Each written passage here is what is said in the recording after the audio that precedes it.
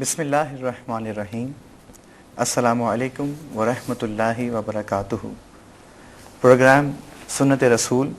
اور سائنسی اصول کے ساتھ ثاقب محمد خان حاضر خدمت ہے۔ ناظرین، قرآن میں اللہ تبارک و تعالی نے نبی کریم صلی اللہ علیہ وسلم کی ذات مبارکہ کو برہان من ربکم کا لقب عطا فرمایا، یعنی اللہ تبارک و تعالی نے اپنے حبیب صلی اللہ علیہ وسلم کو اپنی دلیل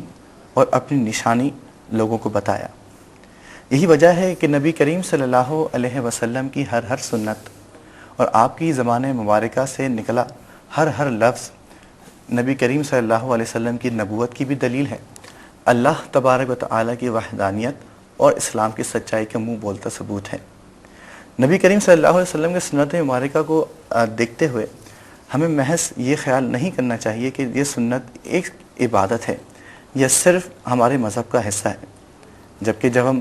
سنتوں کے اوپر غور و فکر کرتے ہیں اور تحقیق اور ایک لگن کے ساتھ ہم فکر اور اپنی سوچ کا دائرہ وسیع کرتے ہیں تو ہمیں بہت سارے ایسے ثمرات اور بہت سارے ایسے حقائق سامنے آتے ہیں جو ہمارے دین اسلام کی سچائی اور دین اسلام کی حقانیت کو واضح کرتے ہیں۔ اسی سوچ اسی پیغام کو لے کر سنت رسول اور سائنسی اصول کا سلسلہ جاری ہے، اور آج کا ہمارا پروگرام وضو کے متعلق ہے۔ آج انشاءاللہ گفتگو ہوگی کہ وضو کے جو احکامات نبی کریم نے اپنی زبان مبارکہ سے عطا فرمائے اور جو مخصوص طریقہ جو عطا فرمایا مسلمانوں کو، اس میں کون کون سے ایسے فوائد پوشیدہ ہیں جن کے ذریعے اسلام کی حقانیت دوبارہ واضح ہوتی ہے۔ آج میرے ساتھ شریک گفتگو ہیں ممتاز عالم دین، بے انتہا سہل انداز بیاں اور ایک بہت پروقار شخصیت کے حامل مفتی محمد اکمل صاحب، میں خوش آمدید کہتا ہوں۔ ان کے ساتھ آج ہمارے درمیان موجود ہیں ڈاکٹر سید احسن حسین صاحب۔ آپ ڈاکٹر ہونے کے ساتھ ساتھ تحقیق میڈیکل سائنس کے حوالے سے تحقیق اور ریسرچ میں بھی آپ کا کافی ذوق اور لگن پائی جاتی ہے۔ ایک اخبار میں آپ نے 2 سال تک کالم بھی لکھے اور اخبارات اور رسائل میں بے شمار آپ کے آرٹیکلز بھی پبلش ہوتے ہیں، اور اس کے علاوہ آپ کی کتب شعور صحت اور رہنمائی صحت بھی طب کے حوالے سے کافی مفید ہے۔ آج ڈاکٹر صاحب کے ساتھ گفتگو رہے گی، انشاءاللہ وضو کے حوالے سے گفتگو ہم کریں گے اور آپ کی خدمت میں وہ حقائق اور وہ ثمرات اور وہ فوائد پیش کرنے کی کوشش کریں گے کہ جو ہمیں نبی کریم کی سنت کے حوالے سے ہمیں عطا ہوئے۔ پروگرام کی ابتدا ناظرین حسب سابق حسب روایت مفتی صاحب سے ہی کرتے ہیں۔ مفتی صاحب، وضو کے حوالے سے کچھ قرآن حدیث میں جو احکامات اور جو فضیلت بیان ہوئی ہے ذرا ارشاد فرمائیں۔ اعوذ باللہ من الشیطان الرجیم، بسم اللہ الرحمن الرحیم۔ اللہ تبارک و تعالی نے قرآن عظیم میں وضو کا حکم دیتے ہوئے ارشاد فرمایا، یا ایہا الذین آمنوا اذا قمتم الی الصلاۃ فاغسلوا وجوہکم وایدیکم الی المرافق وامسحوا برؤوسکم وارجلکم الی الکعبین، یعنی اے ایمان والو، جب تم نماز کا ارادہ کرو تو اپنے چہروں کو دھو اور اپنے دونوں ہاتھ کہنیوں سمیت دھو، اپنے سروں کا مسح کرو اور اپنے دونوں پیروں کو ٹخنوں سمیت دھو۔ اس میں 2 چیزوں کا بیان ہو گیا۔ ایک تو نماز کے لیے انسان کی طہارت کو لازم قرار دے دیا کہ وضو کر کے ہی ہم نماز کے قابل ہو سکتے ہیں،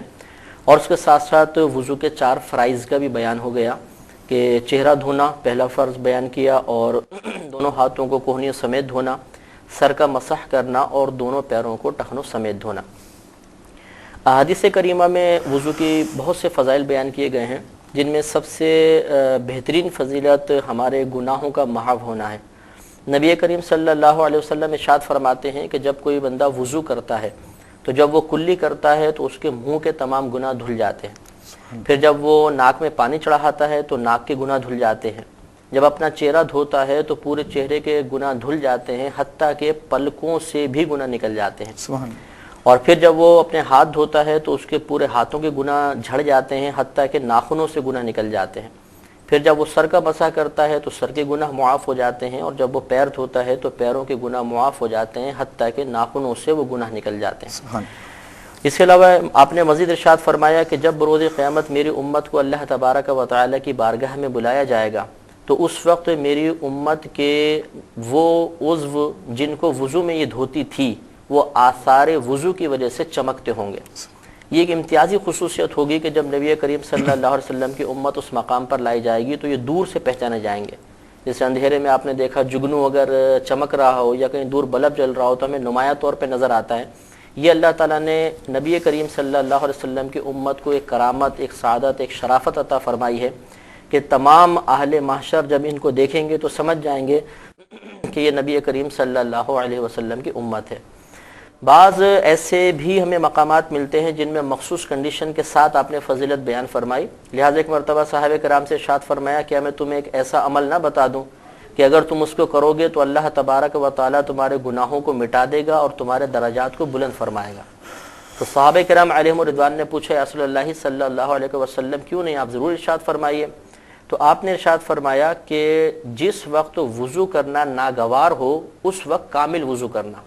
جیسے سردیوں میں ناگوار ہوتا ہے اس وقت کرنا، یا انسان میں تھکاوٹ غالب ہے، پانی کی طرف بڑھنے کو دل نہیں چاہ رہا اور پھر مطلب وہ وضو کرے، تو اس کے بارے میں سرکار نے خاص طور پہ بیان فرمایا کہ یہ فضیلت حاصل ہوگی. اور ذکر کے اعتبار سے یوں فضیلت بیان فرمائی کہ جس نے بغیر وضو کے، بغیر بسم اللہ کے وضو کیا تو اس کا اتنا ہی جسمانی عضو گناہوں سے پاک و صاف ہوگا جتنا اس نے دھویا. اور اگر کسی نے بسم اللہ کے ساتھ وضو کر لیا تو اللہ تبارک و تعالیٰ اس کے پورے بدن کو گناہوں سے پاک و صاف فرما دے گا. تو یہ مزید فضیلت کا بیان ہو گیا کہ اگر ہم اللہ تعالیٰ کا اس میں گرامی شروع میں ذکر کر دیں گے تو انشاءاللہ پورا بدن ہمارا گناہوں سے پاک و صاف ہو جائے گا. دوسرا بات یہ پتہ چلی کہ وضو جب ہم کرتے ہیں تو ہمارے صرف اعضاء نہیں دھلتے، ہمارے گناہ بھی دھل جاتے ہیں اور وضو کے ساتھ ساتھ انشاءاللہ گناہ سے پاک بھی ہو جاتے ہیں. ڈاکٹر صاحب یہاں جہاں فضیلتوں کے حوالے سے گفتگو ہوئی تو میڈیکل سائنس اعضاء کو دھونے کے حوالے سے کیا ہمیں ایک تعلیم اصول فراہم کرتی ہے؟ کیونکہ جیسے نماز کے ساتھ اس کو ریلیٹ کیا گیا ہے، نماز کے لیے شرط قرار دیا گیا ہے، تو 5 مرتبہ جو شخص اپنے اعضاء کو دھوتا ہے، اس حوالے سے میڈیکل سائنس میں کیا پوائنٹ آف ویو ملتا ہے؟ بسم اللہ الرحمن الرحیم. شکریہ ثاقب بھائی. اگر 2 لفظوں میں دین کا مقصد بیان کیا جائے تو دین کا مقصد تزکیہ ہے، پاکیزگی.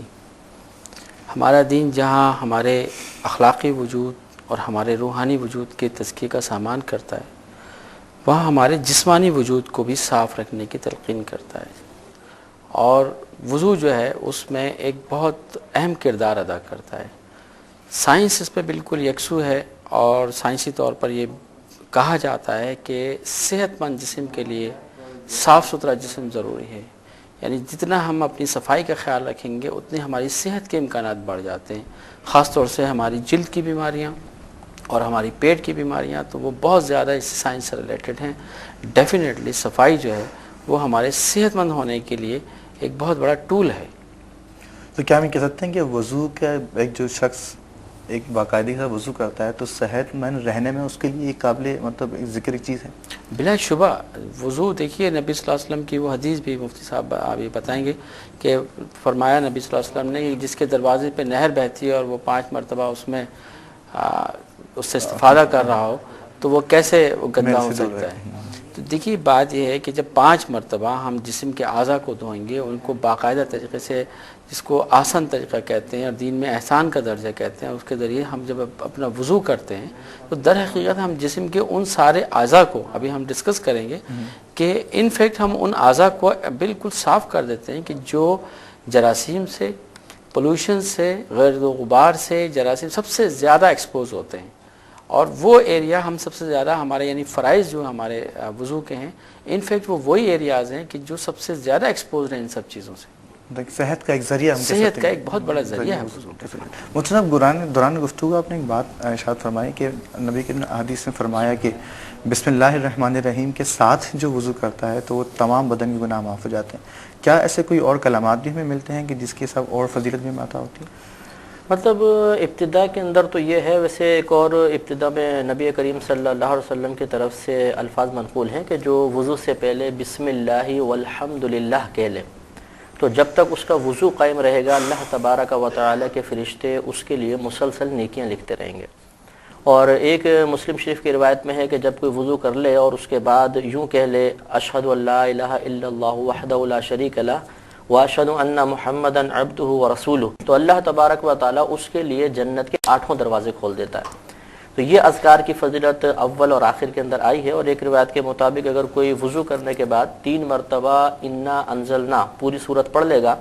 تو اللہ تبارک و تعالیٰ اسے 1000 شہیدوں کا ثواب عطا فرمائے گا. یہ بھی بعض روایات میں آیا. تو اس طرح اذکار کی فضیلتیں منقول ہیں. پہلی بات جو مسلم نے ارشاد فرمائی کہ بسم اللہ الرحمن الرحیم کے ساتھ وضو شروع کرنے سے فائدہ یہ ہوگا کہ نہ صرف وہ اعضاء کے گناہوں سے پاک ہو جائیں گے بلکہ پورا بدن آپ کے گناہوں سے پاک ہو جائے گا. اور اس کے ساتھ بسم اللہ والحمد للہ یہ ایسا کلمہ ہے کہ اگر اس کو آپ وضو سے پہلے پڑھ لیں تو انشاءاللہ جب تک آپ کا وضو رہے گا فرشتے نامہ اعمال میں نیکیاں لکھتے رہیں گے. بہت بڑی فضیلت ہے. دوسرا کچھ فرائض کے متعلق ارشاد فرمائیں کہ وضو میں کون کون سے اعضاء دھونا فرض ہیں جو کہ ضروری ہیں. مطلب یہ جیسے آیت کریمہ میں نے ابھی آپ کی خدمت میں تلاوت کی ہے کہ سب سے پہلے اپنے پورے چہرے کو ہم دھوئیں. دوسرا دونوں ہاتھوں کو کوہنیوں سمیت دھونا، یہ دوسرا فرض ہے. تیسرا اپنے سر کا مسح کرنا، اور چوتھا اپنے دونوں پیروں کو ٹخنوں سمیت دھونا. سر کے مسح کے بارے میں چونکہ اللہ تبارک و تعالیٰ نے کوئی مقدار مقرر نہیں کی ہے، فقط ایک مسح کا حکم دیا ہے. اس میں ائمہ اربعہ کے تھوڑا سا اختلاف ہے. امام اعظم ابو حنیفہ رضی اللہ تعالیٰ عنہ کے نزدیک کم از کم سر کے چوتھائی حصے کا مسح کرنا، یعنی سر کے آپ 4 حصے کر لیں تو ایک حصے کا مسح کرنا یہ فرض ہوتا ہے، اور پورے حصے کا مسح کرنا یعنی پورے سر کا مسح کرنا یہ مستحب ہے، افضل ہے. تو یہ 4 فرائض جیسے عرض کیا یہ قرآن میں سے ثابت ہے. ڈاکٹر صاحب اللہ تبارک و تعالی رحمان ہے اور اس کے حبیب صلی اللہ علیہ وسلم بھی رحمت للعالمین ہیں. تو یقیناً ہر حکم میں اور ہر جو ہے ارشاد میں جو حکمت پوشیدہ ہوتی ہے وہ رحمت کی و فوائد کی پوشیدہ ہوتی ہے. اب اللہ تبارک و تعالی نے قرآن کریم میں ان باتوں کو خاص طور پر فرمایا کہ یہ چیزیں دھونا جو ہے وہ ضروری ہے. تو طب کے حوالے سے اگر اس کو ہم دیکھتے ہیں طبی نقطہ نظر سے تو 4 اعضاء ہی کو کیوں اتنا ایمفیسس کیا گیا کہ مطلب ان کو دھونا جو ضروری ہے؟ دیکھیے بھائی، یہ 4 اعضاء اگر آپ غور کریں تو موسم کوئی بھی ہو، علاقہ کوئی بھی ہو، عموم میں آپ دیکھیے کہ یہ وہ 4 اعضاء ہیں کہ جو باڈی سے ایکسپوز ہیں. یعنی ہم کپڑوں میں باقی حصے کو ڈھکے ہوئے ہوتے ہیں، ہمارے ہاتھ کھلے ہوئے ہوتے ہیں، ہم ہاف سلیوز پہنیں یا فل سلیوز پہنیں، خواتین یا مرد آپ دیکھیے کہ ہاتھ کھلے ہوئے ہوتے ہیں. عموماً چہرہ ہمارا عموماً کھلا ہوا ہوتا ہے. اسی طریقے سے سر ہمارا کھلا ہوا ہوتا ہے. پیر ہمارے ہم چلتے ہیں، زمین پہ گھومتے پھرتے ہیں، اگر کھلے ہوئے نہیں بھی ہوتے ہیں تو وہ بہرحال بند ہو جاتے ہیں، ہوا ان کو تازہ میسر نہیں ہو رہی ہوتی ہے. تو یہ وہ 4 اعضاء ہیں کہ جو سب سے زیادہ متاثر ہو رہے ہیں دن بھر ہماری ساری روٹین میں آلودگی سے، جراثیم سے، جو میں پہلے ذکر کر چکا ہوں. تو یہ صاف نظر آتا ہے کہ اللہ تعالیٰ کی حکمت اس کے پیچھے اللہ تعالیٰ جانتے ہیں، ہر چیز کو جانتے ہیں، بڑے حکیم ہیں. آپ دیکھیے کہ وہ 4 اعضاء پن پوائنٹ کر دیے کہ جو ایکسپوز ہو رہے ہیں. یعنی اس بات کا امکان کہ ہمارے سینے پر کوئی گرد و غبار پہنچے، ہمارے پیٹ پہ جراثیم پہنچے، اس سے کہیں زیادہ اس بات کا امکان ہے کہ ہمارے چہرے پر، ہمارے ہاتھ پر، ہمارے پیروں پر جراثیم آ جائیں گے، گرد و غبار آ جائے گا، جو ہمارے لیے الٹیمیٹلی صحت کی خرابی کا باعث بنیں گے. ڈاکٹر صاحب نے بڑی پیاری بات ارشاد فرمائی. یہ وہ اعضاء ہیں جو ایکسپوز رہتے ہیں، جو ہر وقت ایک ماحول میں ایک واضح طور پر رہتے ہیں، گرد و غبار میں رہتا ہے. تو اسلام کی حقانیت اور اس کی قرآن کریم کی سچائی کے لیے اگر کوئی ذرا سا بھی غور کرے تو بے شمار ثبوت اس کو قرآن پاک میں بالکل اور حدیث سے مل جاتے ہیں. مطلب اسی گفتگو کو ہم آگے لے کے چلتے ہیں کہ فرائض کے بعد میں چاہوں گا، ناظرین بھی یہ چاہیں گے کہ وضو کا کرنے کا جو طریقہ ہے وہ بالتفصیل ذرا ارشاد فرما دیجیے تمام مستحبات کے ساتھ، تاکہ ہمیں ایک واضح طور پر اس کی وضو کی پوری جو کیفیت پتہ چل جائے. دیکھیں، وضو بعض اوقات تو انسان بے وضو ہوتا ہے اور بعض اوقات پہلے ہی باوضو ہوتا ہے. تو اگر بے وضو ہے تو اب تو وضو کرنا اس پہ لازم ہے، نماز کے لیے فرض یا واجب قرار دے دیا گیا. اور اگر پہلے سے ہی انسان باوضو ہے تب بھی نبی کریم صلی اللہ علیہ وسلم کے فرمان علی شان ہے کہ جو وضو پر وضو کرے گا تو اللہ تبارک و تعالیٰ اسے مزید 10 نیکیاں عطا فرمائے گا. اب ان میں سے ہر نیکی کی مقدار کتنی ہے یہ تو اللہ تبارک و تعالیٰ اور اس کے حبیب کریم صلی اللہ علیہ وسلم بہتر جانتے ہیں. تو بہرحال دونوں صورتوں کے اندر ہم وضو کریں تو کامل وضو ہی کرنا چاہیے، اس مستحبات کے ساتھ، سنن کے ساتھ، فرائض وغیرہ مکمل کرنے چاہیے. تو اس سے ہمیں تمام فضائل حاصل ہوں گے. اب اس کا طریقہ یہ ہوتا ہے کہ پہلے ہم کسی ایسی جگہ بیٹھ جائیں کہ جب وضو کا پانی گرے تو اس کی زمین پہ گرنے کے بعد چھینٹیں ہم تک نہ آئیں. اس لیے فرمایا ذرا بلند جگہ پر بیٹھ کر وضو کرنا چاہیے، اور قبلہ رو ہو کر وضو کرنا یہ مستحب ہوتا ہے. لیکن اس میں یہ احتیاط کرنی چاہیے کہ جب ہم قبلہ رو بیٹھیں تو کلی وغیرہ یا مطلب منہ سے کوئی بھی ایسی چیز نہ نکالیں جو براہ راست کعبۃ اللہ کے سمت جائے، بلکہ منہ نیچے کر کے اس کو گرانا چاہیے، کیونکہ کعبہ کی طرف رخ کر کے تھوکنا یہ نبی کریم صلی اللہ علیہ وسلم کو سخت ناپسند تھا. اور آپ نے ایک امام کو فقط اس وجہ سے امامت سے معزول فرما دیا تھا کہ انہوں نے کعبۃ اللہ کی سمت تھوک دیا تھا. تو اس لیے بہت احتیاط کرنی چاہیے کہ کعبۃ اللہ کے سمت بیٹھیں ضرور، مستحب کام ہے، لیکن منہ ذرا نیچے کر کے ہمیں کلی وغیرہ کرنی ہوگی۔ اب اس کے بعد وہی جیسے ہم بیٹھ گئے تو بسم اللہ الرحمن الرحیم پڑھ لیں، بسم اللہ والحمدللہ پڑھ لی جائے۔ اور فقہ حنفی کے روح سے ہمیں اس وضو کی فضیلت اس وقت حاصل ہوگی جب ہم وضو سے پاکی کی نیت کریں گے۔ یعنی ایک ہے کہ کیا نیت وضو کے لیے شرط ہے تو شرط نہیں ہے، اگر ہم بغیر نیت کے بھی وضو کریں گے تو وضو ہو جائے گا، لیکن اس میں ثواب حاصل نہیں ہوگا۔ لہٰذا اب ہمیں نیت کو حاضر کرنا چاہیے، اور نیت دل کے پختہ ارادے کو کہتے ہیں۔ ہم اس طرح دل میں ارادہ کر لیں کہ میں پاک ہونے کے لیے یا نماز کے قابل ہونے کے لیے یا اللہ تعالیٰ کے حکم کو پورا کرنے کے لیے وضو کر رہا ہوں۔ کوئی ایک نیت اس طرح کرنے کے بعد اب سب سے پہلے اپنے دونوں ہاتھ پونچھوں سمیت دھوئیں گے۔ اس کے بعد سیدھے ہاتھ سے پانی لیں گے اور کلی کریں گے۔ کلی کرنے کا شرعی طریقہ یہ نہیں ہوتا جیسے ہم لوگ تھوڑا سا منہ میں پانی ڈالتے ہیں، تھوڑا گھمایا اور پھینک دیا، بلکہ جس کو ہم غرغرہ کرنا کہتے ہیں، گلے تک پانی پہنچانا، یہ سنت موقدہ ہوتا ہے۔ سنت موقدہ کا شریعت میں حکم یہ ہوتا ہے کہ اس کا کرنا باعث ثواب ہوتا ہے،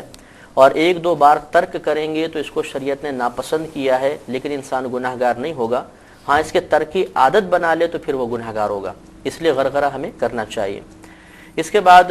اگر مسواک ہمارے پاس موجود ہو تو بہت بہتر ہے کہ نبی کریم صلی اللہ علیہ وسلم کی سنت ہے، مسواک کریں گے۔ اگر مسواک بالفرض کسی کے پاس موجود نہیں ہے یا مسواک دانتوں یا مسوڑوں کو نقصان دیتی ہے تو کم از کم انگلی، شہادت کی انگلی کو دانتوں پہ مسوڑوں پہ پھیر لینا چاہیے۔ اس کے بعد مزید 2 مرتبہ کلی کریں گے، کیونکہ ہر عضو کو 3 مرتبہ دھونا یہ نبی کریم صلی اللہ علیہ وسلم کی سنت ہے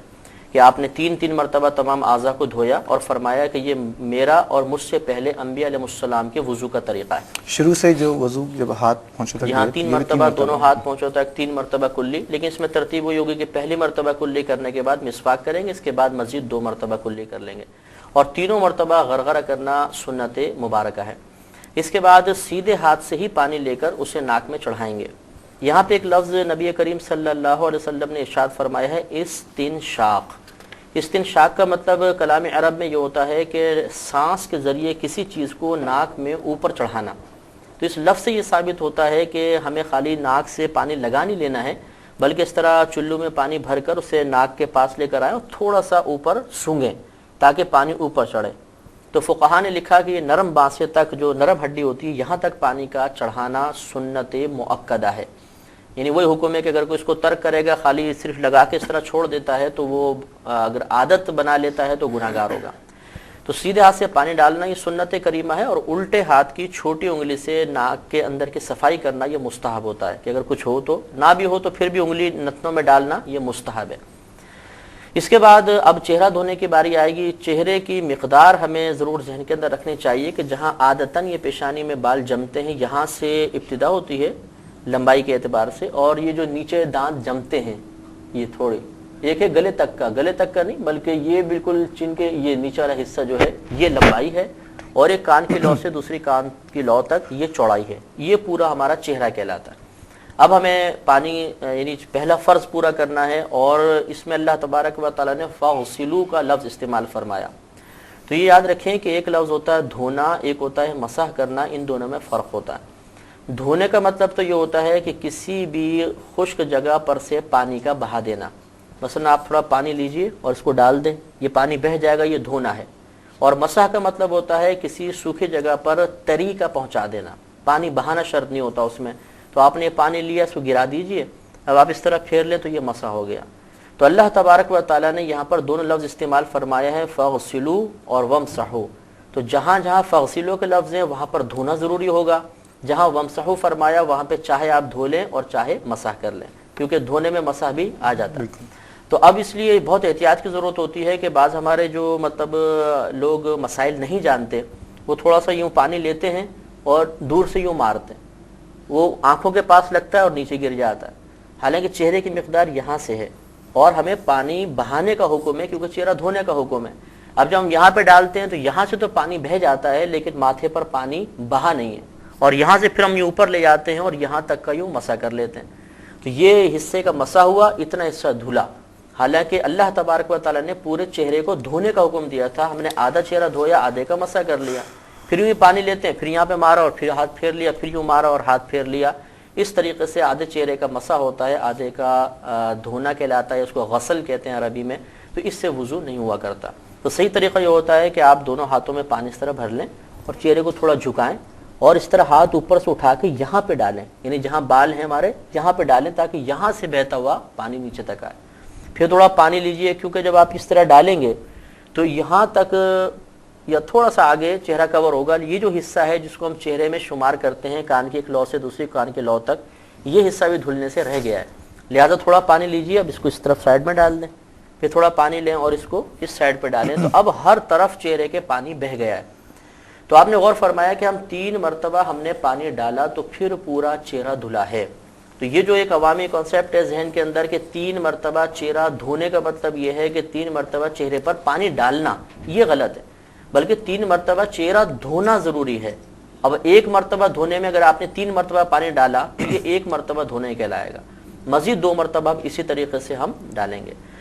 اب اس میں داڑھی کا مسئلہ یہ ہوتا ہے، اگر داڑھی آپ کی گھنی ہے تو پھر تو نیچے کھال تک پانی پہنچانا ضروری نہیں ہوتا، صرف بالوں کا دھو لینا ضروری ہوتا ہے۔ اس میں یہ سمجھ لیں کہ پہلے آپ داڑھی کو اس طرح دبائیں کہ جتنے چہرے کے دائرے میں بال نظر آ رہے ہیں بس یہ چہرے کی، یہ ان بالوں کا دھونا فرض ہے، نیچے کے بالوں کو دھونا فرض نہیں ہوتا۔ تو اتنا حصہ جتنا ہے اس پہ کم از کم پانی بہہ جائے اگر گھنی داڑھی ہے، اور اگر نیچے کی کھال بھی نظر آ رہی ہے تو پھر نیچے کی کھال تک پانی پہنچانا ضروری ہوتا ہے۔ اب جو نیچے کی داڑھی ہوتی ہے اس میں اس کو اگر دھو لیا تو سنت کریمہ ہے، اور دھو لیا تو مستحب ہے، اور اس کا خلال کرنا سنت کریمہ ہے۔ خلال کرنے کا طریقہ یہ ہوتا ہے کہ الٹے ہاتھ کو اس طرح ڈالیں اور سامنے کی طرف اس طرح نکال لیجیے،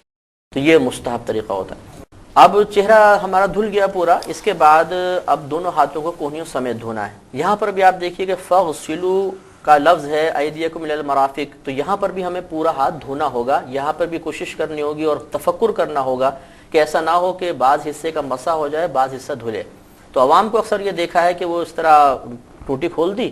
اب اس طرح پانی لے کے 3 مرتبہ ڈالتے ہیں، اب ادھر اوپر تو پانی بہہ جاتا ہے لیکن یہ نیچے جو حصہ ہے یہ عموماً خشک رہتا ہے۔ اب ہوتا یہ ہے کہ یہاں پانی گر رہا ہوتا ہے اور یہاں خالی ہاتھ پھیر رہے ہوتے ہیں، تو اتنا حصہ اوپر کا دھل جاتا ہے اور یہ نیچے کا حصے کا مسح ہوتا ہے، اور اس طریقے سے وضو کامل نہیں ہوتا۔ اس کا صحیح طریقہ یہ ہوتا ہے کہ آپ ٹوٹی ایک مناسب مقدار میں کھول دیں، مثلا یہ دھار ہے، ادھر ہاتھ پہ یہاں پہ ٹوٹی کھولیں اور اس کو آخر تک یہاں تک لے جائیں، تو یہ پورا اوپر کا حصہ یہاں تک دھل جائے گا۔ پھر اس طرح آپ ہاتھ کریں، یہاں دھار گرائیں اور اس کو یہاں تک لے جائیں، تو دونوں طرف کے دونوں حصے مکمل طور پہ دھلیں گے، کسی جگہ مسح کا امکان باقی نہیں رہے گا۔ اوپر دھونے کوئی حد ہے؟ کونی سمیت سے کیا مراد ہے؟ ہاں، یہ کوہنیوں سمیت، یہ کوہنی تو یہ کہلاتی ہے یہیں تک ہمیں دھونا ہے، لیکن اگر ہم اوپر کریں گے تو نبی کریم صلی اللہ علیہ وسلم کی وہ جو میں نے حدیث آپ کو سنائی کہ آپ نے فرمایا میدان محشر میں میری امت آثار وضو کی وجہ سے پہچانی جائے گی، تو اس میں آپ نے مزید یہ آگے بیان فرمایا ہے کہ جس سے ہو سکے اس چمک کو زیادہ کریں۔ اس کی شرح علماء نے یہ بیان فرمائی ہے کہ کوہنی تک تو دھونا فرض ہے اور اس سے جتنا اوپر آپ لے جا سکتے ہیں وہ مستحب ہے۔ حضرت ابو ہریرہ رضی اللہ تعالیٰ عنہ کے بارے میں تو یہ لکھا ہے کہ آپ بغل تک اپنے ہاتھ کو دھویا کرتے تھے اسی حدیث کی فضیلت کو حاصل کرنے کے لیے، تو اس لیے مطلب کم از کم یہ کوہنی تک، اور اوپر اگر آپ تھوڑا سا زیادہ دھوئیں تو یہ مستحب ہے۔ اسی طرح اپنے الٹے ہاتھ کو دھوئیں گے۔ اب سر کے مسح کی باری آئے گی، اس کے 2 طریقے ہیں، ایک جو مستحب زیادہ بہتر طریقہ ہے ورز کر دیتا ہوں کہ اس طرح اپنے دونوں ہاتھوں کی تینوں انگلیوں کو آپس میں ملا لیں، یعنی پہلے تھوڑا سا آپ پانی لے لیں سیدھے ہاتھ میں، مثلا الٹے ہاتھ پہ گرائیں، پورا ہاتھ گیلا ہو گیا، اب یہ تینوں ہاتھ یعنی دونوں ہاتھ کی آخری 3 انگلیاں ان کو اس طرح ملا کے یہاں رکھیں سر کے اوپر اور اس کو پیچھے لے جائیں، بالکل آخر تک لے جائیے۔ تو جب آپ یہ آخر تک لے کر جائیں گے تو صرف یہ سیدھے ہاتھ کی 3 انگلیاں اور الٹے ہاتھ کی 3 انگلیوں کا پیٹ استعمال ہوگا، شہادت کی انگلی، انگوٹھا اور ہتھیلی استعمال نہیں ہونی چاہیے۔ پیچھے تک لے گئے، اب اس کے بعد آپ جیسے یہ پیچھے لے آئے تو اپنے ہاتھ اب کھول دیں، اب سر کی سائیڈوں پر صرف ہتھیلی لگتی ہوئی آئے گی، پھر اس کو آگے تک لے آئیے۔ اب ہماری یہ 3 انگلیاں بھی یوز ہو گئی ہیں اور دونوں ہاتھوں کی ہتھیلیاں بھی استعمال ہو گئی ہیں۔ شہادت کی انگلی، انگوٹھا رہ گیا، شہادت کی انگلی سے کان کے اندر کا مسح کرنا اور انگوٹھوں سے کان کے باہر کا مسح کرنا مستحب ہوتا ہے۔ اب یہ پورا آگے کا حصہ استعمال ہو گیا، پیچھے کا حصہ رہ گیا، تو اب یہ ہاتھوں کی پشت سے گردن کا مسح کرنا سنت ہے، لیکن ایک ہے گلا اور ایک ہے ہماری گردن۔ گردن کا مسح کرنا سنت ہوتا ہے، گلے کا مسح کرنا مکروہ ہے، لہذا اگر ہم یہاں سے یوں آگے کی طرف لے کر آئیں گے تو ہو سکتا ہے کہ گلے پہ ہاتھ پڑ جائے اور یہ مکروہ ایک فعل ہو جائے، لہذا بہتر طریقہ یہ ہوتا ہے کہ یہاں ہاتھ رکھیں، اس کو پیچھے لے جائیے، یہاں ہاتھ رکھیں، اس کو پیچھے لے جائیں، تو اس طرح صرف گدی کا مسح ہوگا، گلے کا مسح نہیں ہوگا۔ اب پیر دھونے کی باری آتی ہے تو پیر کی ترتیب یہ ہوتی ہے کہ پہلے یعنی انگلیاں دھونا سنت کریمہ ہے، اور ترتیب یہ ہوگی کہ پہلے چھوٹی انگلی، پھر اس کے ساتھ، اور پھر یہ انگوٹھے تک ہم آئیں گے، اور الٹے ہاتھ کی چھوٹی انگلی سے پیر کی انگلیوں کے درمیان خلال کرنا مستحب ہوتا ہے۔ یہ انگلیاں دھونے کے بعد پھر آگے پنجہ کریں گے اور پورا پیر یہاں تک۔ اب نیچے کی جو شیپ ہے وہ ذرا گڑھے والی ہوتی ہے ہمارے پاؤں کی، تو ہوتا ہے بعض اوقات ایسا ہے کہ اوپر سے ہم پانی گراتے ہیں اور نیچے ہاتھ پھیرتے رہتے ہیں، تو یہ امکان ہے کہ ہو سکتا ہے اوپر سے دھل جائے اور نیچے کا مسح ہو جائے، حالانکہ پیر بھی دھونے کا حکم ہے، لہٰذا بہتر ہے کہ یہاں تک اوپر دھونے کے بعد تھوڑا سا پاؤں ٹیڑھا کر کے اور اس طرح دھار گرائیں کہ نیچے جو جتنا حصہ تلوا ہے وہ پورے کا پورا دھل جائے اور اس پہ پانی بہہ جائے۔ تو 3 مرتبہ سیدھا پیر، پھر 3 مرتبہ الٹا پیر، اسی ترتیب سے دھونے کے بعد ہمارا وضو مکمل ہو جائے گا۔ اچھا، یہاں پہ ایک بات آپ نے ارشاد فرمائی کہ مسح کے طریقہ بیان کیا، عوام میں کچھ پایا جاتا ہے کہ مسح کرنے سے پہلے وہ چومتے ہیں، تو یہ چومنا کیسا ہے؟ مطلب کہ اس سے وضو میں فرق تو نہیں آتا؟ ہاں، یہ نہیں، وضو پہ تو فرق نہیں آئے گا، یہ ایک عوامی خیال ہے، یہ عوام کے اندر غلط ایک رسم رائج ہو گئی ہے، یہ کوئی نبی کریم صلی اللہ علیہ وسلم کی سنت کریمہ نہیں ہے، تو اس لیے مطلب چومنے کی ضرورت نہیں ہے، اور بس تھوڑا سا پانی لے کر براہ راست سر تک ہم کریں گے، یہ چومنے کی وجہ سے بلکہ وہ ہاتھ یوز ہو جائیں گے اور یہ مناسب نہیں ہے، سیدھے سر پر کریں گے۔ اس میں 2 میں ضمناً آپ نے سوال کیا تو عرض کر دیتا ہوں۔ ایک تو یہ کہ جب ہم مسح کرتے ہیں تو بسا اوقات ٹوٹی کھلی چھوڑ دیتے ہیں، اب وہ ہم آہستہ آہستہ مسح کر رہے ہوتے ہیں، اتنی دیر میں پانی بہت زیادہ مقدار میں ضائع ہو رہا ہوتا ہے، اور یہ اسراف ہے، اور اسراف شریعت میں حرام ہے، لہٰذا جب ہم مسح کرنے لگیں سر کا تو تھوڑا سا ٹوٹی سے پانی لے کر پھر ٹوٹی کو بند کر دیں، اب اس کو پانی کو اس ہاتھ پر ڈالیں اور اب سر کا مسح کریں، تو یہ پانی کا ضیاع نہیں ہوگا۔ اور اس میں مطلب مزید احتیاطی ہوتی ہے کہ جب آپ وضو مکمل کر لیں تو مسجد میں اگر آپ تشریف لا رہے ہیں تو اعضائے وضو سے ٹپکنے والا پانی مسجد میں نہیں گرنا چاہیے، کیونکہ یہ اپنے گناہوں کو لے کر جا رہا ہوتا ہے، ہم انسان کے گناہوں کو، تو مسجد آلودہ ہو جاتی ہے، اس سے فقہا نے منع کیا ہے۔ اور ایک ضمن بات اور عرض کر دیتا ہوں کہ جب ہاتھ دھوئے جاتے ہیں تو بسا اوقات یہ عوام کو دیکھا ہے کہ مکمل ہاتھ دھونے کے بعد پھر وہ اس طرح مطلب ہاتھ میں دونوں چلو میں پانی لیتے ہیں اور اس طرح 3 مرتبہ گراتے ہیں، ہاتھ دھل چکے ہیں پھر بھی 3 مرتبہ اس طرح گراتے ہیں، تو یہ خلاف سنت طریقہ ہے، اس کو نہیں کرنا چاہیے۔ ناظرین، کلی کرنے میں غرغرہ کرنا جو ہے یہ سنت موقدہ ہے، اور اگر 3 بار کلی کرنا سنت ہے تو 3 بار غرغرہ کرنا سنت ہے۔ اس کے علاوہ ایک اور بڑی پیاری نشاندہی انہوں نے فرمائی کہ ناک میں پانی لگانا سنت نہیں ہے، ناک میں پانی چڑھانا سنت ہے، جو اس وقت ممکن ہوگا جس وقت آپ ناک میں پانی کو سونگھیں گے۔ اور اس کے علاوہ چہرہ کو دھونا جو ہے یہ فرض ہے، اور یاد رکھیں چہرہ ایک فرائض وضو میں سے شامل ہے کہ اگر اس میں سے کچھ چہرہ کوئی بعض حصہ دھونے سے رہ گیا تو وضو ہی نہیں ہوگا، تو چہرہ دھوتے ہوئے خاص احتیاط رکھیں، جو مقدار بتائی گئی ہے وہ مکمل طور پہ پوری ہو جائے۔ اور اس کے علاوہ کچھ اغلاط کی نشاندہی فرمائیے، گفتگو کا سلسلہ میڈیکل حوالے سے دیکھتے ہیں۔ ڈاکٹر صاحب، اس میں کچھ پہلو آئے، میں چاہوں گا کہ ہم فردن اس کو لے کے چلیں۔ تو جب وضو کا جو ابتدا ہاتھ سے شروع کی گئی ہے تو اس میں کوئی خاص حکمت دیکھیے، اس میں بہت خوبصورت حکمت ہے کہ ہاتھ جب ہم دھوتے ہیں تو صرف ایک تو ہاتھ دھوتے ہیں، دوسری یہ کہ اب ہمیں جو بھی وضو کرنا ہے اور جو بھی اس کی فرائض ادا کرنے ہیں وہ اسی ہاتھوں سے کرنے ہیں۔ اگر ہمارے ہاتھ آلودہ ہیں، ہمارے ہاتھ اچھی طرح صاف نہیں ہوئے ہیں، تو ہمارے ہاتھ کی غلاظت جسم کے دیگر اعضاء تک پہنچے گی۔ تو ابتدا میں ہاتھ دھونا خاص طور سے بہت اس لحاظ سے حکمت کی بات ہے کہ اب ہم نے ہاتھ صاف کر لیے، اس میں موجود آلودگی کو بھی دور کر دیا، اس میں موجود جراثیم کو بھی دور کر دیا۔ یعنی میڈیکل میں عام طور پہ ایک لفظ ہم استعمال کرتے ہیں کہ اوروفیکل روٹ، یعنی ایسی بیماریاں ہیں کہ جو نجاست کو اچھی طرح صاف کرنے کے بعد جب ہم ہاتھ اچھی طرح نہیں دھوتے ہیں اور وہ ہاتھ جب استعمال کرتے ہیں کھانے پینے کی چیز میں، کلی کرنے میں، اس سے جراثیم ہمارے ناخنوں کے گرد ہوتے ہیں، ہمارے ہاتھوں کی انگلیوں میں لگے ہوتے ہیں، وہ ہمارے پیٹ میں جاتے ہیں، جو بڑی بیماریوں کا باعث بنتے ہیں۔ تو ہاتھوں کو دھونے میں دونوں ہی حکمت ہیں کہ ایک تو ہاتھ صاف ہو گئے، اور دوسری بڑی حکمت یہ ہے کہ پورے جسم پہ اب جب آپ وضو کریں گے اور جسم کے دیگر اعضاء کو دھوئیں گے تو وہ سب انہی ہاتھوں سے دھونا ہے، تو ان کی پاکیزگی ہر طرح سے لازمی ہے۔ اس کے علاوہ کلی میں غرغرہ کو سنت موقدہ کیا گیا، تو غرغرہ کرنے میں جو گارگلنگ کرتے ہیں تو اس میں کیا مطلب، کیونکہ دن میں 5 مرتبہ جب بھی وضو کرے گا تو جب بھی غرغرہ کرنا ہوگا، تو صرف کلی کرنا ناکافی سمجھا گیا، غرغرہ اس کو ضروری قرار دیا گیا، تو اس میں میڈیکل اسپیکٹ سے کیا مطلب؟ دیکھیں، اس میں بہت کہ ایک تو جب ہم غرغرہ کرتے ہیں تو بعض اوقات ہمارے جسم کے منہ کے اندر دانتوں کے پیچھے کچھ بعض بڑے پارٹیکل غذا کے جمے ہوئے ہوتے ہیں، تو وہ پارٹیکلز، وہ جراثیم ہم غرغرے میں نکال کر پھینک دیتے ہیں، اس لیے کہ غرغرے کے بعد آپ نیکسٹ سٹیپ کے اوپر دانتوں کی صفائی پہ آ جاتے ہیں۔ اگر کوئی بڑا پارٹیکل آپ کے دانتوں میں موجود ہے تو جب ہم مسواک کریں گے، ہم برش کریں گے، تو عین ممکن ہے کہ ہم اس پارٹیکل کو کے ذریعے اپنے مسوڑوں کو نقصان پہنچا لیں، اسکریچ کر دیں۔ تو جب ہم غرغرہ کر لیتے ہیں تو وہ بڑے پارٹیکل بھی نکل جاتے ہیں۔ جیسے بعض حضرات تو ہمارے یہاں پان بہت کھایا جاتا ہے، تو پان کے بڑے بڑے جو ٹکڑے، چھالیوں کے ٹکڑے ہیں، وہ نکل جاتے ہیں۔ دوسری بات جو ہے وہ ایک طرح سے یہ ابتدائیہ ہے مسواک کا اور دانتوں کی صفائی کا۔ اس میں یہ دیکھیے کہ اگر خشک مسوڑوں کے ساتھ ہم مسواک کرنے لگیں گے تو ہمارے مسوڑوں کو نقصان پہنچ سکتا ہے۔ تو جب ہم کلی کر لیتے ہیں، غرغرہ کر لیتے ہیں، تو اندر ایک نمی کی کیفیت پیدا ہو جاتی ہے۔ تو تیسری بات یہ ہے کہ اگر کوئی ایسا بہت دیر کی کوئی پارٹیکل چپکا ہوا ہے تو وہ نم ہو کے تھوڑا سا نرم ہو جاتا ہے۔ اب جب ہم برش کریں گے تو ایک طرف تو ہمارے مسوڑے نرم ہو چکے ہیں، ان میں نمی آ چکی ہے، وہ اسکریچ نہیں ہوں گے۔ دوسرے، اگر کوئی پارٹیکل چپکا ہوا تھا دانتوں میں، مسوڑوں کے بیچ میں کوئی پھنسا ہوا تھا تو وہ نرم ہو گیا۔ اب برش کرنے میں، مسواک کرنے میں وہ صاف ہو سکے گا اور ہمارے دانتوں کو نقصان سے بچائے گا۔ تو یہ ایک بڑی خوبصورت ایک طرح سے بات ہے، غرغرہ کرنا اور کلی کرنا، کیونکہ اس میں دانت صاف کرنے کا ہمارا عمل بہت اچھا ہو جائے گا، اور منہ کی جو صفائی اللہ تعالیٰ ہم سے توقع کرتے ہیں کہ ہم کریں، وہ بہت خوبصورت طریقے سے ہو سکے گی۔ ناظرین، ہر بات میں حکمتیں سامنے آ رہی ہیں۔ اس سے قبل کہ ہم وضو کی جو ڈاکٹر صاحب سے مزید کچھ باتیں پوچھیں، مفتی صاحب یہاں پہ آپ نے جب کلی کے حوالے سے مسواک کا ذکر فرمایا تو ناظرین یہ چاہیں گے کہ مسواک کی فضیلتیں اس کے حوالے سے کچھ بیان فرما دیں، کہ مطلب کچھ احادیث ہمارے میں مسواک کو کس طرح سے مطلب بیان کیا گیا ہے۔ یہ بخاری شریف کی روایت ہے، اس سے اندازہ ہوتا ہے کہ نبی کریم صلی اللہ علیہ وسلم اپنی امت کے لیے مسواک کے استعمال کو بہت محبوب رکھتے ہیں، اور آپ کی نگاہوں میں اس کی بہت زیادہ اہمیت ہے۔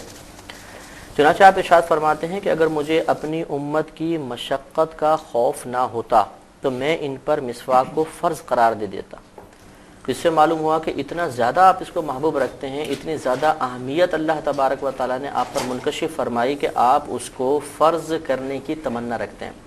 اور سیدہ عائشہ صدیقہ رضی اللہ تعالیٰ عنہ کی حدیث پاک تو انتہائی لاجواب ہے کہ آپ یہ ارشاد فرماتی ہیں کہ مسواک میں موت کے سوا ہر مرض کی شفا ہے۔ سبحان۔ اور اس کے علاوہ حضرت ابن عباس رضی اللہ تعالیٰ عنہ سے جو روایت منقول ہیں اس کے مطابق بے شمار فضائل اس کے بیان فرمائے۔ مسواک کے فائدے جو مطلب ہم دنیاوی لحاظ سے ان کو کہیں کہ فائدے ہیں، مثال کے طور پر جب مسواک کرتے ہیں تو اس سے حافظہ تیز ہو جاتا ہے، یہ معدے کو مضبوط کر دیتی ہے، اس سے نگاہیں تیز ہوتی ہیں، بڑھاپا دیر میں آتا ہے، یہ بلغم کو دور کرتی ہے، خوش بیانی فصاحت جس کو کہا جاتا ہے اس میں اضافہ ہوتا ہے، مسوڑوں کو مضبوط کرتی ہے، دانت مضبوط ہو جاتے ہیں، نظام ہضم اس سے بہتر ہوتا ہے۔ تو غرض یہ کافی اس کے مطلب یہ کہ دنیاوی اور دینی فائدے اس کے بیان کیے گئے ہیں، دنیاوی اخروی لحاظ سے۔ ڈاکٹر صاحب آپ کیا کہتے ہیں مسواک کے حوالے؟ دین ہم سے توقع کرتا ہے کہ ہمارے دانت صاف ہوں۔ اچھا، اب اس صفائی کے نتیجے میں دیکھیے ملٹیپل فیکٹرز ہیں کہ جو ہم فوائد ہیں جو ہم لیتے ہیں دانتوں سے۔ ایک تو پہلا بڑا ایک فائدہ یہ ہوتا ہے کہ یہ مساج ہو جاتا ہے مسوڑوں کا۔ جب مسواک کرتے ہیں تو اس سے مسوڑوں کا ایک طرح کا مساج ہوتا ہے، اس مساج سے دوران خون بہتر ہوتا ہے، اور ڈیفینیٹلی جیسے بتایا مفتی صاحب نے کہ وہ ہماری دانتوں کی مضبوطی کا باعث بنتا ہے۔ دوسری بات یہ ہے کہ ہماری دانتوں کی صفائی وہ بہت ہو جاتی ہے، بہت اچھی ہو جاتی ہے۔ اگر ہم اس طرح ریگولرلی وہ کریں تو دانتوں کے اوپر جو دھبے آ جاتے ہیں، مسوڑوں کی اور جڑوں میں جو گند بیٹھ جاتی ہے جس کو ہم کیریز کہتے ہیں، اور وہ اس کے اندر وہ پہنچ جاتا ہے، پھر کیڑا لگنے سے بچ جاتے ہیں۔ بعض لوگوں کے دانتوں میں خلا ہوتی ہے ہلکی سی، ہم کچھ کھاتے ہیں، غذا کے اجزاء وہاں رکتے ہیں، وہ سڑتے ہیں اور بعد میں کیویٹی کا باعث بنتے ہیں۔ تو ایک طرف ہمارے دانت صاف ہو رہے ہیں، ہمارے مسوڑوں کا مساج ہو رہا ہے۔ آپ دیکھیے کہ جو لوگ ریگولر مسواک کر رہے ہیں، اپنے دانت صاف کر رہے ہیں، برش کر رہے ہیں، ان کے مسوڑوں پہ خوبصورت گلابی رنگ محسوس ہوگا، جبکہ جو لوگ اس طرح نہیں کر رہے ہوں گے تو نسبتاً آپ کو بلوئش قسم کے مسوڑے نظر آئیں گے۔ یہ اس بات کی علامت ہے کہ ان لوگوں کے مسوڑوں کا دوران خون بہتر ہے۔ پھر منہ سے آپ نے دیکھا کہ بدبو ختم ہو جاتی ہے۔ دانت صاف کرنے کے عمل میں ہم جب مسواک کرتے ہیں اور اپنے دانتوں کو صاف رکھتے ہیں، اس سے ہمارے منہ سے بدبو نہیں آ سکتی۔ سر آپ نے ایک فقہی حوالے سے بات بتائی تھی کہ اگر کسی کے پاس مسواک موجود نہ ہو تو انگلی سے وہ مطلب مسواک کر لے. تو یہ مطلب کیا ہر وقت مطلب کوئی شخص ہے مطلب اس کو اپلائی کر لے, گھر میں بھی ہے, اور مطلب سستی کی بنا پہ صرف انگلی کا, یہ کیا فضیلت ہے؟ یہاں دیکھیں جیسے ڈاکٹر صاحب نے ارشاد فرمایا, اچھی بات کہی انہوں نے کہ ایک تو ہے مسواک کا مطلب منہ کی صفائی ہے, یہ برش سے بھی ہو سکتی ہے, لکڑی کی جو مسواک ہم عام رواج کے مطابق استعمال کر سکتے ہیں اس سے بھی ہو سکتی ہے, یا جیسے بوڑھے حضرات ہوتے ہیں دانت ہیں ہی نہیں تو وہ کپڑا موٹا کوئی لے کر اس کو دانتوں میں پھیر لیں تو مسوڑوں کا دوران خون تیز ہو سکتا ہے, تو یہ معاملہ ہے. تو ایک ہے مسواک مانے سواک, ایک مسواک سواک سے نکلا, سواک کا مطلب ہے ملنا, تو دانتوں کو مسوڑوں کو ملا تو ایک تو یہ مسواک کی سنت پوری ہو گئی. دوسرا ہے مخصوص لکڑی کو استعمال کرنا جو ہمارے نبی کریم صلی اللہ علیہ وسلم نے استعمال فرمائی, یہ دوسری سنت ہے.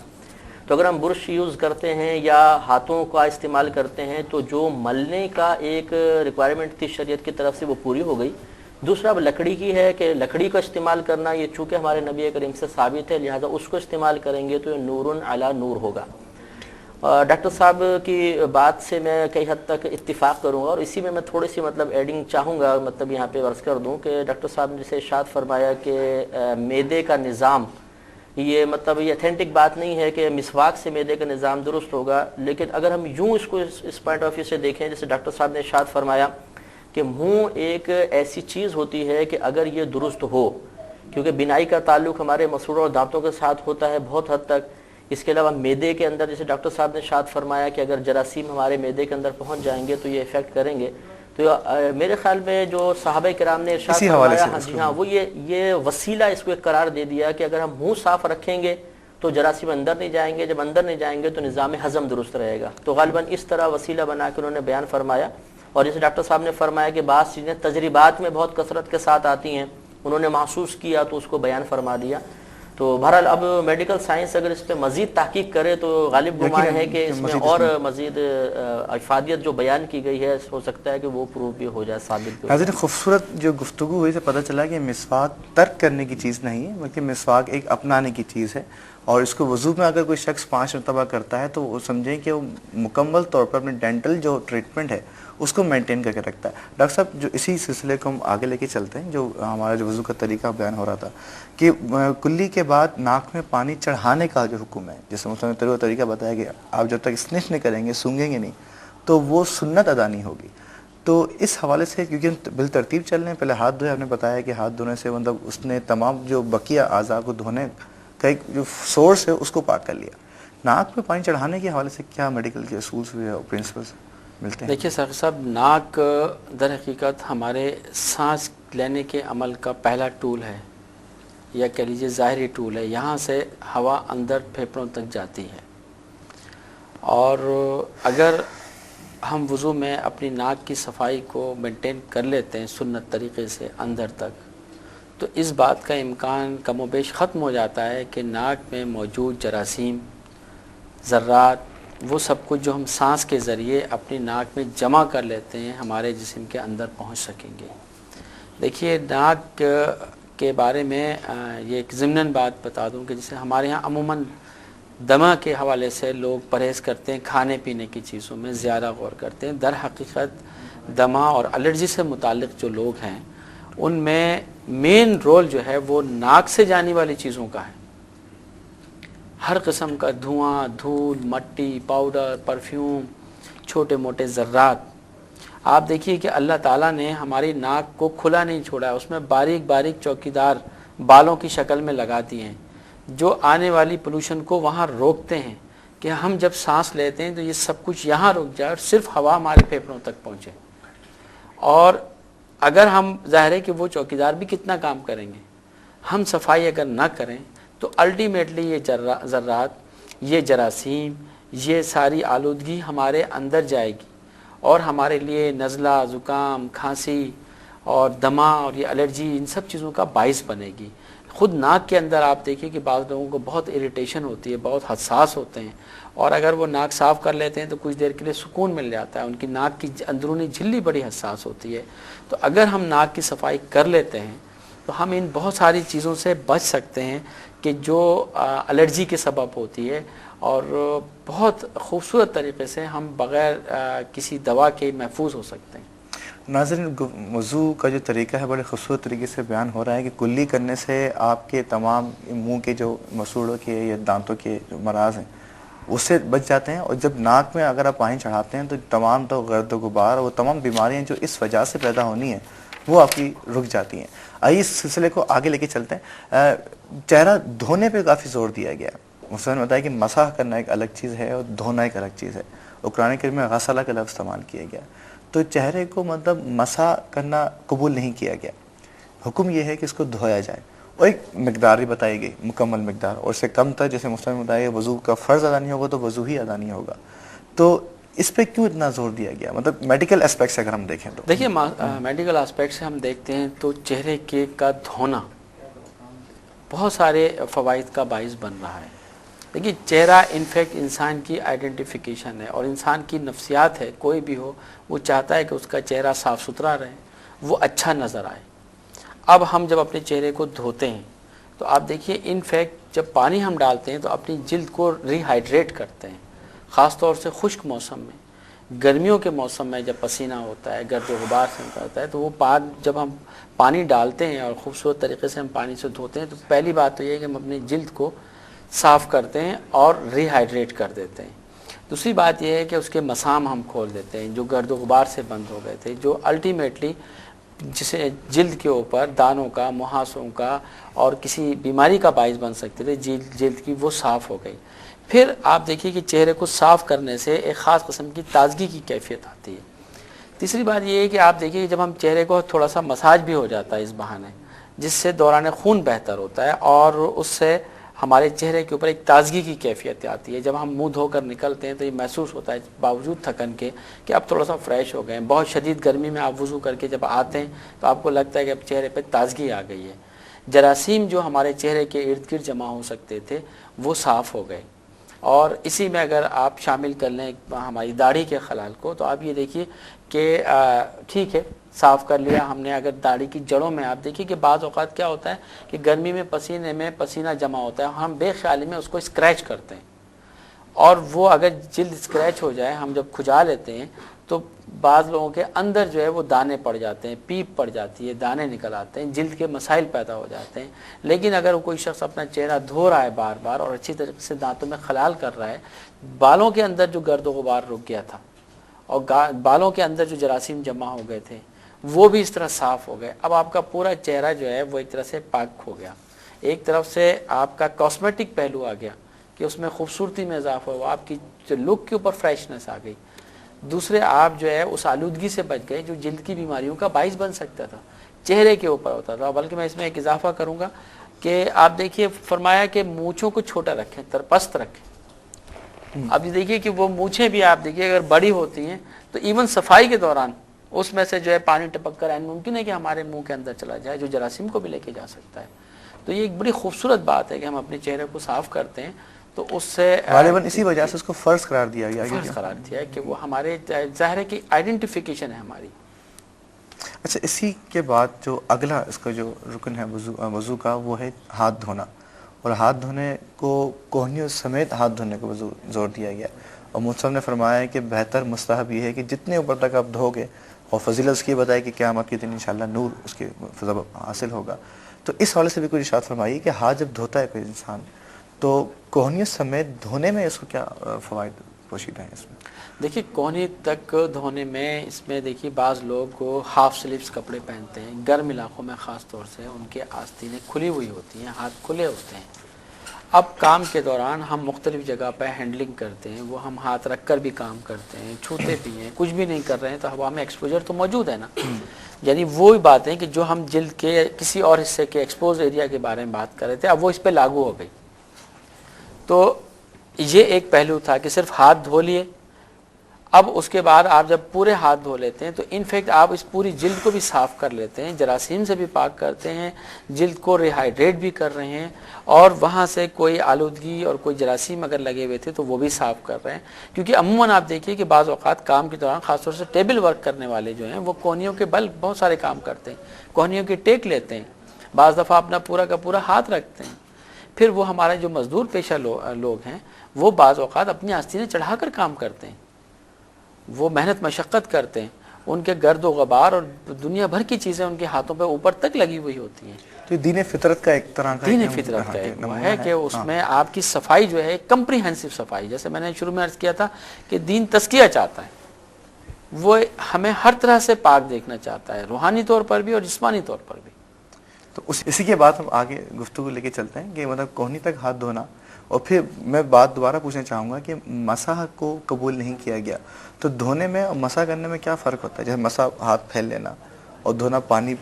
گرا دینا، تو دھونے پہ کیوں اتنا زور دیا گیا؟ مسح کو کیوں ایکسیپٹ نہیں کیا گیا اس میں؟ چہرے میں بھی اور ہاتھ کو دھونے میں بھی. دیکھیے اگر آپ غور کریں تو چہرے کو دھونے میں ہم فرحت محسوس کرتے ہیں اور بڑی خوشی اور تسکین ملتی ہے، بلکہ گرمیوں میں تو بعض اوقات لوگ ادھر ادھر سے آ کر بھی پانی ڈال لیتے ہیں. لیکن اب کے جب سر پہ مسح کر رہے ہیں، سر کو دھونا اتنا آسان نہیں ہے. آپ عین ممکن ہے اپنی ڈیوٹی پر ہوں، خواتین کے لیے خاص طور سے چٹیاں بندھی ہوئی ہوتی ہے، بال ان کے بند ہوتے ہیں، مردوں کے لیے دفتر میں روزمرہ کے کام کاج میں. تو آپ یہ دیکھیے کہ حکمت دین کی کیا ہے. پھر ہمارا کلچر یہ رہا ہے کہ ہم سر ڈھک کے رہتے ہیں، خواتین ہماری عام طور پر، مردوں میں بھی ہمیں جو ہے سر ڈھکنے کی عموماً جو ہے ایک زمانے تک ہمارا کلچر رہا ہے، اگرچہ اب وہ اتنا مستحکم نہیں رہا، لیکن مردوں کے لیے شاید پھر بھی آسان ہو. لیکن خواتین کے لیے سر دھونا ایک ڈیفیکلٹ جاب ہے، اور دین ہمارے لیے آسانیاں لے کر آیا، ہمیں تکلیف میں مبتلا کرنے کے لیے نہیں لایا. وہی کچھ کروا رہا ہے ہم سے کہ جو ہم آسانی سے کر سکتے. پھر آپ دیکھیے کہ چہرے کی فضیلت دھونے میں اس لیے بھی ہے کہ چہرہ ہمارا ایک دوسری پوزیشن پہ ہے، جبکہ سر کے اوپر ہم یہ ساری چیزیں نہیں آتی ہیں، اور اس پہ جب ہم مسح کر لیتے ہیں تو بہت ساری چیزوں سے صاف ہو جاتے ہیں. یعنی اگر سر پہ اگر گرد و غبار ہے تو مسح سے بآسانی وہ صاف ہو سکتا ہے. پھر ہماری بہنیں جو ہیں کوکنگ کرتی ہیں، سر سے مسح کر لیا تو بعد بال ٹوٹے ہوئے ہوتے ہیں جو کوکنگ کے دوران عین ممکن ہے کہ کھانے میں شامل ہو جائیں. اب سر کے مسح میں آپ نے وہ بال بھی عین ممکن ہے کہ آپ کے ہاتھ پہ آ جائے جو ایک آدھ ٹوٹ گیا ہے یا کمزور تھا اور صاف ہو گیا، تو وہ سارے جراثیم، وہ گرد و غبار جو ہمارے سر پہ لگا ہوا تھا وہ صاف ہو گیا. اچھا، اس کے علاوہ مسح کی جو گفتگو آپ نے کی تو گردن پہ مسح کرنا حکم ہے، اور گلے کا مصنف نے فرمایا کہ گلے کا جو مسح کرنا ہے وہ مکروہ ہے. تو گردن کے مسح کرنے میں کیا حکمت؟ گردن کے مسح کرنے کے بھائی بہت ہی فوائد ہیں، اور آپ نے دیکھا ہوگا کہ جو لوگ مالش کرواتے ہیں تو وہ گردن پہ بہت خوبصورتی سے چاہتے ہیں کہ ہمارے بہت آہستہ آہستہ مساج کیا جائے. گردن کی مساج سے یہ دیکھا گیا ہے کہ انسان کو ذہنی طور پر تھکاوٹ کا احساس کم ہوتا ہے اور وہ پرسکون ہوتا ہے. بلکہ یہاں تک دیکھا گیا ہے کہ جو لوگ گردن کے اوپر مسح کرتے ہیں تو 5 سے 10 ڈگری کے درمیان ان کے بلڈ پریشر میں کمی واقع ہوئی ہے. جو لوگ ہائپر ٹینسو تھے، ہائی بلڈ پریشر کے مریض تھے، جب وہ ریگولر وضو کر رہے ہیں اور ریگولر اپنی گردن پہ مسح کر رہے ہیں تو انفیکٹ وہ ایک خاص قسم کا مساج ہوتا ہے، اور اس سے ایک خاص قسم کی آپ دیکھیے کہ طبیعت میں آدمی کو آرام کی کیفیت آتی ہے. بلکہ آپ کبھی غور کریں کہ کوئی بہت آہستہ آہستہ آپ کی گردن کے آس پاس مساج کرے تو آپ کو نیند آنے لگے گی. ایک بہت آدمی کول ڈاؤن ہو جاتا ہے، اس کی ٹینشن کی فیلنگ دور ہو جاتی ہے، اس کے طبیعت کا جو اضطراب تھا، اس کی طبیعت کی جو تیزی تھی، جو تھکان تھی، وہ آپ محسوس کریں گے کہ وہ آہستہ آہستہ سیٹل ہو رہی ہے. اور شاید یہی سبب بنا ہو کہ اس میں ہم دیکھتے ہیں کہ جو ہائپر ٹینسو پیشنٹ ہیں ان کے بلڈ پریشر میں 5 سے 10 ڈگری کمی واقع ہوتی ہے. تو گردن کا مسح سے بہت خوبصورتی سے ہمیں یہ فوائد مل رہے ہوتے ہیں. اور جو کہ مطلب کئی عرصے پہلے نبی کریم نے ارشاد فرما دیا اور آج تحقیق کے بعد ہمارے سامنے آ رہے ہیں. بات وہی ہے کہ اسلام کی حقانیت اور اسلام کی سچائی. اچھا، یہاں پہ جو گلے کا مسح ہے اس کو مفتی صاحب آپ نے ارشاد فرمایا کہ یہ گلے کا مسح کرنا مکروہ ہے. تو اس پہ ہمارے سے کچھ میڈیکل اسپیکٹ کیا ہمیں کوئی ایسا پوائنٹ ملتا ہے کہ جس میں یہ بات پتہ چلتی ہے کہ ہاں یہاں پانی لگانا، بار بار لگانا جو ہے کسی طرح سے جو ہے کسی حوالے سے مطلب جو ہے وہ؟ دیکھیے میڈیکلی تو سچ بات ہے کہ اس بارے میں کوئی ایسی بات نہیں کی جا سکتی. میرا غالب گمان یہ ہے کہ جب ہم چہرہ دھوتے ہیں تو عموماً وہ اتنا حصہ تک صاف ہو چکا ہوتا ہے کہ جو چہرے کی حدود میں آتا ہے، پھر نیچے وہ گردن کا پارٹ آ جاتا ہے. جبکہ گردن میں آپ یہ دیکھیے بیک کے اوپر عموماً بالوں کی لٹیں پیچھے پڑی ہوتی ہیں. مردوں میں بھی جو حضرات زلفیں رکھتے ہیں اور خواتین میں بھی عام طور پہ یہ حصہ آپ کا صاف رہتا ہے. داڑھی آپ کو بعض اوقات شیلٹر پرووائڈ کر رہی ہوتی ہے اور اس پہ اتنی آلودگی بھی نہیں آتی. لیکن بیک کو آپ دیکھیے تو وہ کور ہوتا ہے، اس میں پسینہ بھی آتا ہے، اس میں جراثیم کا امکان بھی زیادہ ہوتا ہے. پھر بعض اوقات کالر جو ہے وہ بھی اس میں اسکریچ کر رہا ہوتا ہے. تو وہ فوائد جو ہمیں وہاں پہ چاہیے وہ وہاں پہ مل رہے ہیں، یہاں پہ شاید اس کی ضرورت بھی نہیں ہے. ناظرین، جس خوبصورتی کے ساتھ مفتی صاحب نے وضو کا طریقہ ارشاد فرمایا، اسی خوبصورتی کے ساتھ میڈیکل حوالے سے ڈاکٹر صاحب بڑی پیاری انداز سے گفتگو فرما رہے ہیں۔ اسی سلسلے کو آگے لے کے چلتے ہیں۔ ٹانگوں کو دھونا ٹخنوں تک یہ فرض ہے، اور اس میں ٹخنوں کی حد مقرر کر دی گئی، اور اسی اگر ہم اس کو لیں حدیث کو کہ اگر ٹخنوں سے اوپر کوئی دھوتا ہے تو اس میں پھر قیامت کے نور اس کی فضیلت اس کو حاصل ہوتی ہے۔ اور پھر اس حوالے سے مصنف نے ارشاد فرمایا کہ انگلیوں کو حلال کرنا بھی ضروری ہے۔ تو یہ ایک فرض ہے، یعنی ایک ضروری چیز کے طور پر وضو میں فرض کیا گیا۔ اس حوالے سے میڈیکل سائنس کیا کہتی ہے؟ دیکھیے، اس پہ ہم دیکھتے ہیں کہ جو حصہ ہم پاؤں کا وضو میں دھوتے ہیں، یہ وہ حصہ ہے کہ اگر ہم ننگے پاؤں ہوں یا ہم کھلے پاؤں کے ساتھ کوئی چپل وغیرہ پہنتے ہیں تو سب سے زیادہ گرد آلود ہوتا ہے، مٹی اور ارد گرد چیزیں غلاظتیں اس پہ لگ سکتی ہیں۔ لیکن اگر ہم ساکس پہنیں تو ساکس میں بھی یہی پورشن کور ہو جاتا ہے، اور آپ دیکھیے کہ جو لوگ سارا دن موزے پہنے رہتے ہیں، بظاہر کہیے کہ ان کے پاؤں بہت صاف نظر آئیں گے، لیکن ان میں سے بدبو محسوس ہوگی آپ کو۔ تو جب ہم اس کو بار بار پاؤں کو دھوتے ہیں تو اگر کھلے پاؤں کے ساتھ ہیں تو ہم نے اس میں سے غلاظت صاف کر دی، اس پر سے مٹی صاف کر دی، اور اس پہ سے وہ سب کچھ صاف کر دیا۔ پھر یہ پاؤں کی غلاظت، یہ مٹی اگر ہمارے پاؤں پہ لگی ہوئی ہے تو یہ ایسا نہیں ہے کہ صرف پاؤں پہ لگی ہوئی ہے، یہ ہمارے ساتھ ہمارے گھر میں آ رہی ہے، ہمارے قالین پہ آ رہی ہے، ہماری چادر پہ آ رہی ہے، اور یہ پورا ایک سائیکل بنا لے گی جراثیم کا اور غلاظت کا جو ہمارے جسم تک پہنچے گا۔ بعض دفعہ بے دھیانی میں اپنے ہاتھ سے اپنے پاؤں کو اسکریچ کرتے ہیں، کھجاتے ہیں، اگر اس پہ کوئی غلاظت لگی ہوئی ہے ہمیں دھیان بھی نہیں ہوگا، لیکن پاؤں صاف ہوں گے تو ہوگا۔ اسی طریقے سے آپ دیکھیے کہ بار بار جو لوگ آفس ورک کرتے ہیں، شوز پہنے رہتے ہیں، سارا دن ان کا پاؤں رہتا ہے، پاؤں بظاہر تو صاف ہے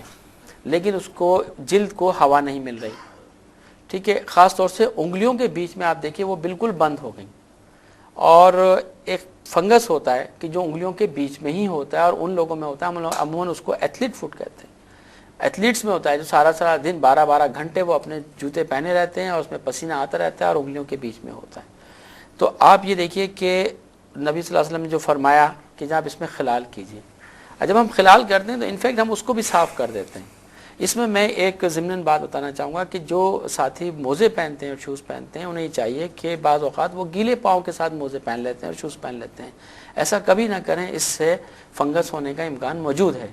وہ پاؤں کو اچھی طرح دھو لیتے ہیں تو پھر پاؤں کو خشک بھی کر لیں، خاص طور سے انگلیوں کے بیچ میں جہاں انہوں نے اس کو خلال کیا تھا اسی طرح سے اس کو خشک بھی کر لیں، اس کے بعد ساکس پہنیں، تو ایک طرف ہم پاؤں کی بدبو سے بچیں گے، دوسری طرف ہم اس ساری بیماریوں سے بھی بچیں گے۔ مفتی صاحب، میں وضو کے حوالے سے کچھ آپ سے گفتگو کرنا چاہوں گا۔ کچھ باتیں وضو کے بعد کے حوالے سے مستحب ہیں جو کہ مطلب وضو کرنے کے بعد انسان اس کو کرے تو باعث ثواب ہے۔ جی ہاں، اس میں مستحب یہ لکھا ہے کہ مکمل طور پہ اعضائے وضو کو خشک نہ کیا جائے، یعنی تولیہ وغیرہ یوز کرنا، بعد میں کوئی کپڑا یوز کرنا ہے تو جائز، لیکن مکمل طور پہ اعضاء کو مطلب خشک نہ کر لیا جائے۔ اور اس کی باقاعدہ نبی کریم صلی اللہ علیہ وسلم نے فضیلت بیان فرمائی ہے کہ آپ نے ارشاد فرمایا کہ جو اعضائے وضو پر تری رہ جاتی ہے بروز قیامت یہ میزان عمل میں تولی جائے گی۔ اس سے معلوم ہوتا ہے کہ اللہ تبارک و تعالیٰ نے جو اپنے نبی کریم صلی اللہ علیہ وسلم کے ذریعے میں حکم دیا ہے، اگر ہم اس طریق کو باقی رکھیں گے تو یہ بھی حسنات کے پلے میں تولی جائے گی اور ہمارے لیے باعث فضیلت ہوگی۔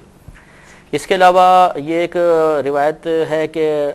وضو کے بعد ہاتھ اس طرح نہ جھٹکے جائیں کہ یہ شیطان کا پنکھا ہے، تو یہ ہاتھ جھٹکنے سے منع فرمایا، گویا کہ مطلب اگر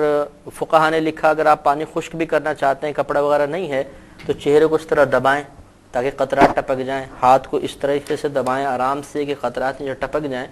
لیکن اس کو اس طرح جھٹک کر نہ کریں۔ اس میں ڈاکٹر صاحب اگر کوئی میڈیکلی کوئی پوائنٹ نکلتا ہوگا تو بتائیں گے، ویسے عام ہم دیکھیں تو یہ لوگوں کے اوپر چھینٹیں جائیں گی، اس سے منع کر دیا گیا۔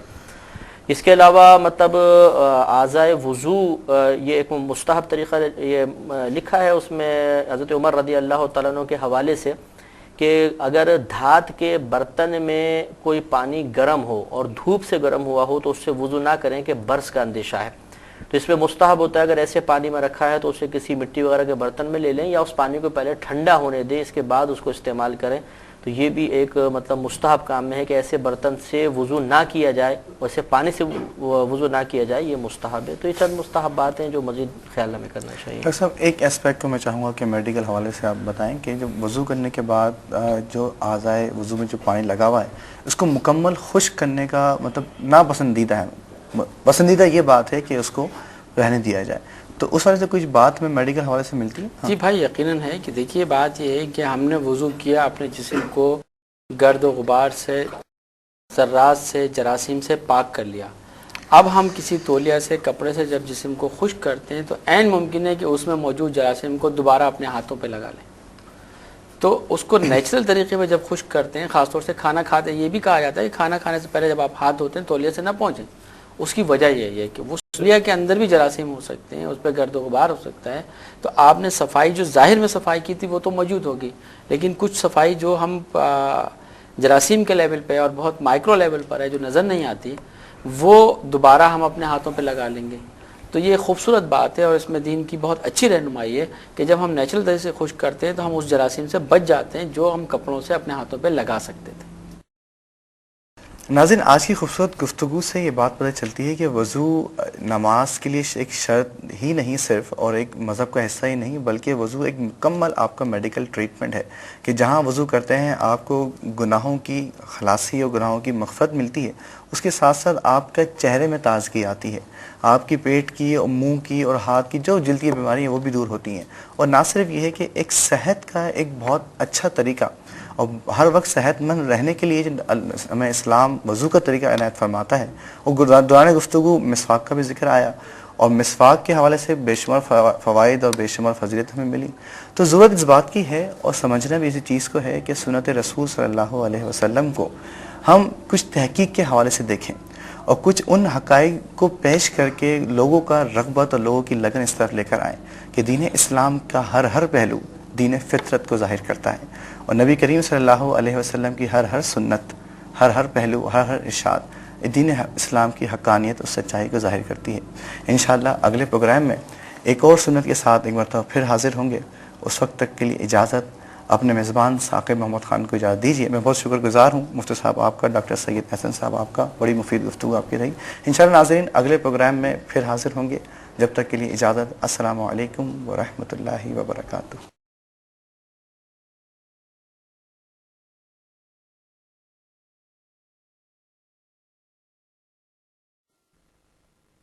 یا صاحب الجمال و یا سید البشر میوں وجہک المنیر لقد نور القمر لا يمكن الثناء كما كان حقه بعد از خدا بزرگ توئی قصہ مختصر خلق سے اولیاء سے رسول اور رسولوں سے اعلیٰ ہمارا نبی اور رسولوں سے